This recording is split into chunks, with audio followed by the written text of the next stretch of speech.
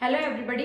ये जो मैं आज पढ़ाने वाली हूँ ये महिला पर्यवेक्षक का जो सिलेबस है आप उसमें उठाकर देखेंगे। महिला पर्यवेक्षक के सिलेबस में सबसे पहले जो दिया गया है वो है पोषण वाला टॉपिक।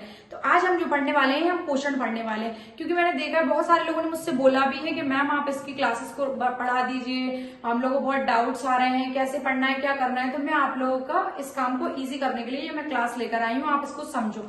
सबसे पहले हम लोग क्या देखना है, सिलेबस उठाकर देखना है। जब आप सिलेबस उठा के देख लोगे तो आपको समझ में आ जाएगा मैम पोषण वाला टॉपिक क्यों पढ़ा रहे हैं, क्योंकि इसमें साइंस का वेटेज बहुत ज्यादा है। अगर आप देखोगे तो पूरे 45% या 50% ही अगर हम लोग देख लें तो साइंस ही इसमें सबसे ज्यादा दी गई है। तो अपन सिंपल टॉपिक जो दिए गए हैं पहले अपन शुरुआत उनसे कर लेते हैं, छोटे छोटे टॉपिक से। तो पहला टॉपिक क्या है, पोषण और आहार।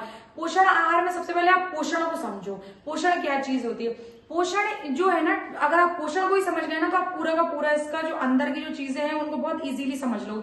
तो पोषण क्या होता है, पोषण जीवों द्वारा भोज्य पदार्थ से पोषक तत्वों को प्राप्त करने की क्रिया पोषण कहलाती है। जीवों द्वारा मतलब अगर अपन इसको एक सिंपल सी लैंग्वेज में समझें तो जीवों द्वारा यानी कि हम सब है ना, जीवों द्वारा भोज्य पदार्थ से मतलब फूड से, खाने से पोषक तत्व। अब ये पोषक तत्व क्या होते हैं, मैं पूरी इसको तोड़ रही हूँ मैं डेफिनेशन को, इसको आराम से समझना। पोषक तत्वों को, पोषक तत्व क्या होते हैं, एनर्जी देने वाले एलिमेंट्स होते हैं। जो हम खाना खाते हैं ना, क्यों बोलते हैं बैलेंस डाइट में खाओ, हेल्दी फूड खाओ, आपको एनर्जी मिलेगी। पोषण यानी न्यूट्रिएंट्स वाली चीजों को लो जो आपको न्यूट्रिएंट्स प्रोवाइड कराएं, तो ये उस चीज को खाना है हमें, है ना। तो उसको क्या कहते हैं पर पोषक तत्वों को प्राप्त करने की क्रिया को हम क्या कहते हैं, पोषण कहते हैं। पोषक मैम डेफिनेशन तो इजी थी, समझ में आ गई, लेकिन अब ये पोषक तत्व क्या होते हैं। पोषक तत्व होते हैं हमारे कार्बोहाइड्रेट्स होते हैं, प्रोटीन्स होते हैं, बसा होता है, और ये हमारे खनिज पदार्थ यानी मिनरल्स होते हैं, कैल्शियम, आयोडीन। अब ये सारी चीजें भी समझ में आ गई मैम, मतलब ये कौन से तत्व होते हैं पोषक तत्व, इसकी जरूरत क्यों होती है, हम इसको क्यों पढ़ रहे हैं मैम, इसकी हमारी बॉडी को क्यों जरूरत है, बच्चों को किस डाइट में देना चाहिए, बड़ों को किस डाइट में देना चाहिए। तो ये जो हम पढ़ रहे हैं ना, ये हम इसलिए पढ़ रहे हैं या हम इसको इसलिए खाते हैं क्योंकि हमारी बॉडी को ना एनर्जी की जरूरत होती है। आपको एनर्जी कैसे मिलती है, खाने से मिलती है। उस पूरे खाने के अंदर ही ये सारी चीजें पाई जाती हैं। कार्बोहाइड्रेट्स भी पाए जाते हैं, मिनरल्स भी पाए जाते हैं, विटामिन भी पाए जाते हैं, बसा भी पाया जाता है, ठीक है। तो इसकी जरूरत हमें इसलिए होती है क्योंकि हमें क्या है, एनर्जी की जरूरत है। एनर्जी चाहिए, हमारी बॉडी में टूट फूट हो गई या हमें कोई इंजरी हो गई, उसको फुलफिल करने के लिए हमें क्या, मिनरल्स, प्रोटीन्स, कार्बोहाइड्रेट्स यानी पोषक तत्वों की आवश्यकता होती है, ठीक है।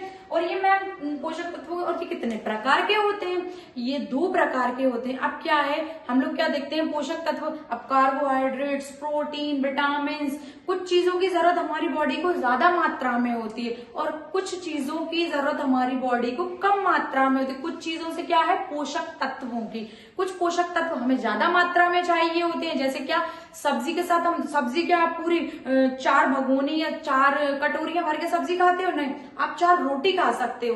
तो ज्यादा जरूरत हमें किस चीज की होती है और कम जरूरत हमें किस चीज की होती है, कौन सा पोषक तत्व हमें ज्यादा मात्रा में लेना है, कौन सा कम मात्रा में लेना है, इन चीजों को हम यहाँ समझेंगे। पोषक तत्व जो होते हैं ना वो 2 प्रकार के होते हैं। एक होते हैं कौन से, सूक्ष्म पोषक तत्व, और एक होते हैं बृहद।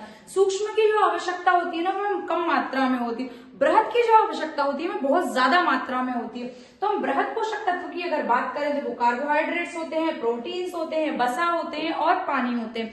और अगर हम यही बात करें सूक्ष्म पोषक तत्वों की तो उसमें विटामिन आ जाएंगे, खनिज आ जाएंगे, सोडियम, कैल्शियम आ जाएंगे। और ये क्या है, ये इनकी मात्रा जो होती है ना हमें बॉडी को ज्यादा, तो मिलीग्राम में इनकी हम लोग को जरूरत होती है ना। और ये हमें एनर्जी नहीं देते हैं, ये हमारे रासायनिक क्रियाओं को करने में मदद करते हैं। और अगर दूसरा हम यही इसको देखें, बृहद पोषक तत्व की अगर बात करें, कार्बोहाइड्रेट, प्रोटीन और बसा की, तो ये हमें एनर्जी प्रोवाइड कराते हैं, ठीक है। एक चीज तो समझ में आई होगी आप लोगों को कि पोषक तत्वों के जो टाइप है वो कितने टाइप्स के होते हैं, 2 टाइप्स के हो गए। इनको मैक्रो और माइक्रो में डिवाइड किया गया है, ठीक है। अब दूसरा हम अगर देखें इसको सेकंड टाइप में भी क्लासिफाई किया गया है, कार्बन के अकॉर्डिंग टू कार्बन या कार्बन के आधार पर भी ये 2 प्रकार के होते हैं। अब वहीं अगर हम देखें तो कार्बन की उपस्थिति के आधार पर कार्बन किसमें पाया जा रहा है और किसमें नहीं पाया जा रहा है, किन तत्वों में। तो अगर हम यहाँ देखें कार्बन की उपस्थिति के आधार पर तो इसको कार्बनिक और अकार्बनिक यानी कि ऑर्गेनिक और इनऑर्गेनिक फॉर्म में इसको क्लासिफाई किया गया है, मतलब 2 भागों में बांटा गया है। कार्बोहाइड्रेट, प्रोटीन और विटामिन जो होते हैं ये कौन से कार्बनिक प्रकार के हैं, मतलब इनमें कार्बन पाया जा रहा है।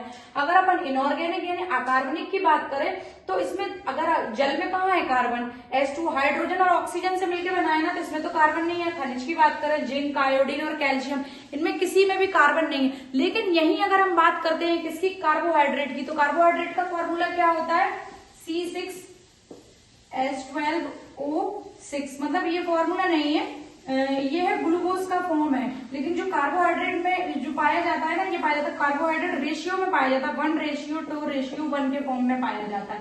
इसको हम आगे समझने की कोशिश करेंगे। मतलब इसका ये है सीधा सीधा कि कार्बोहाइड्रेट में अभी यही समझ लो कि कार्बन पाया जाता है, कार्बन, हाइड्रोजन और ऑक्सीजन पाया जाता है। इसका रेशियो क्या होता है वो समझना। जब इस रेशियो में जहां भी कार्बन का वो पाया जाएगा 1:2 के फॉर्म में, तो समझ जाना वो कार्बोहाइड्रेट ही है। तो प्रोटीन में भी पाया जाता है और विटामिन में भी पाया जाता है। अलग अलग तरीके से अलग अलग पोषक तत्वों को पढ़ेंगे हम लोग। जैसे मैंने आपको बताया था जो पोषक तत्व हैं जो बृहद हैं, बृहद पोषक तत्वों में हम लोग कहते हैं कार्बोहाइड्रेट है, तो हम लोग इंडिविजुअल कार्बोहाइड्रेट को पूरा क्लासीफाई करके पढ़ेंगे। फिर उसके बाद हम प्रोटीन को पूरा क्लासीफाई करके पढ़ेंगे, फिर बसा, और हम लोग फिर हम लोग पढ़ लेंगे विटामिन को यानी विटामिन को। ये सारी चीजों को हम लोग अलग अलग तरीके से पढ़ेंगे, जो अलग अलग फॉर्म में दिए हुए हैं और जो बड़े बड़े तत्व हैं। तो सबसे पहले हम लोग क्या देखते हैं, कार्बोहाइड्रेट। अगर कार्बोहाइड्रेट को देखें तो कार्बोहाइड्रेट को ही सैकेराइड कहते हैं और शुगर कहते हैं। मतलब अगर कार्बोहाइड्रेट है तो दिमाग में आना चाहिए, आपके ब्रेन में आना चाहिए शुगर यानी शक्कर की बात हो रही है।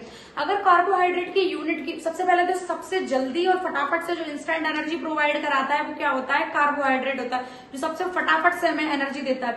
इसकी जो 1 ग्राम में 4.2 किलो कैलोरी एनर्जी हम लोगों को प्रोवाइड करा देता है, ये 1 ग्राम में। अगर हम देखें इसकी यूनिट की बात करें तो इसकी यूनिट क्या होती है, सैकेराइड होती है। मैंने आपको बताया था फॉर्मूला, कार्बन और ऑक्सीजन, कार्बन और ऑक्सीजन जब मिलते हैं तब जाके क्या बनता है, कार्बोहाइड्रेट बनता है।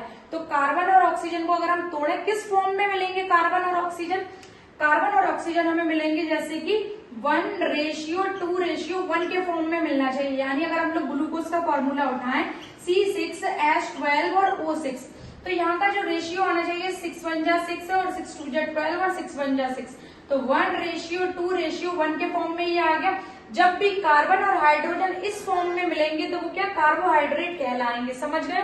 अगर हम कार्बोहाइड्रेट के क्लासिफिकेशन की बात करें तो ये 3 प्रकार से क्लासिफाइड किया गया है, 3 प्रकार से विभाजित किया गया है। तो मोनोसैकेराइड, डाइसैकेराइड और पॉलीसैकेराइड। मोनोसैकेराइड की अगर बात करें तो सिंगल मॉलिक्यूल से मिलकर जो बना होगा, जो सिंगल मॉलिक्यूल से मिलकर बना होगा वो क्या कहलाएगा, मोनोसैकेराइड कहलाएगा। अब इसका जो एग्जाम्पल होगा मोनोसैकेराइड का वो हो जाएगा हमारा ग्लूकोज, फ्रक्टोज और राइबोज।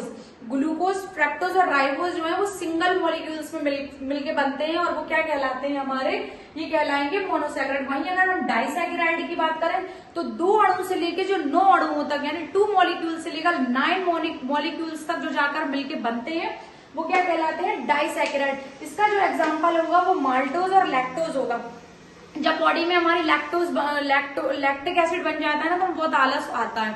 लैक्टिक एसिड जैसे हमने ज्यादा हैवी खाना खा लिया या ज्यादा हैवी चीजें खा ली, अब दूध में भी लैक्टिक एसिड पाया जाता है, जब ये हमें क्या आलसी बना देता है। तो जब भी ऐसा फील हो तो समझ जाओ मेरी बॉडी में क्या बन गया है, लैक्टिक एसिड बन गया है। फिर उसके बाद अगर अपन लोग देखते हैं पॉलीसैकेराइड की हम बात करें तो पॉलीसैकेराइड जो है जो बहुत सारे मॉलिक्यूल से मिलकर बना होता है, ऐसा सैकेराइड वो पॉलीसैकेराइड कहलाता है। और वो किसका प्रकार है, वो कार्बोहाइड्रेट का प्रकार है।